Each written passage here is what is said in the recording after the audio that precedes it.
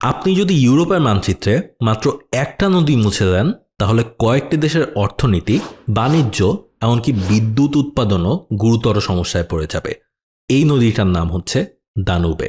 এইটা জাস্ট একটা নদী না, এটাকে বলা যায় ইউরোপের সবথেকে বড় মহাসড়ক।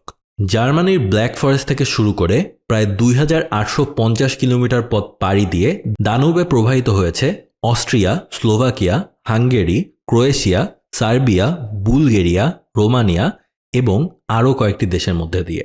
মোট 10টিরও বেশি দেশের জীবন এই নদীর সাথে জড়িত। কিন্তু কেন? প্রতি বছর হাজার হাজার কার্গো জাহাজ এই নদী ব্যবহার করে ইউরোপের এক প্রান্ত থেকে অন্য প্রান্তে পণ্য পরিবহন করে। শস্য, লোহা, যন্ত্রপাতি, জ্বালানি সবকিছুই যায় এই নদী দিয়ে। এমনকি জাস্ট এখানেই শেষ না, দানুবের পানি থেকে উৎপন্ন হয় বিদ্যুৎ, আর এর পানি ব্যবহার করে লক্ষ লক্ষ একর কৃষি জমির চাষাবাদও করা হয়।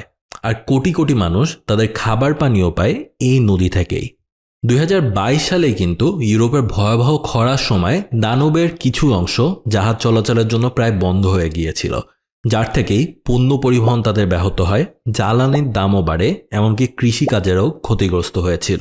এই একটা নদীর যে কোনো অঞ্চলে একটা সমস্যা হলেই সেটা একসঙ্গে অনেক দেশের জন্যই সমস্যা হয়ে যায়। আর এই কারণে দানুবে শুধু একটা নদী না, এটা এমন একটি প্রাকৃতিক নেটওয়ার্ক যেটা 10টারও বেশি দেশকে একসাথে বেঁধে রেখেছে।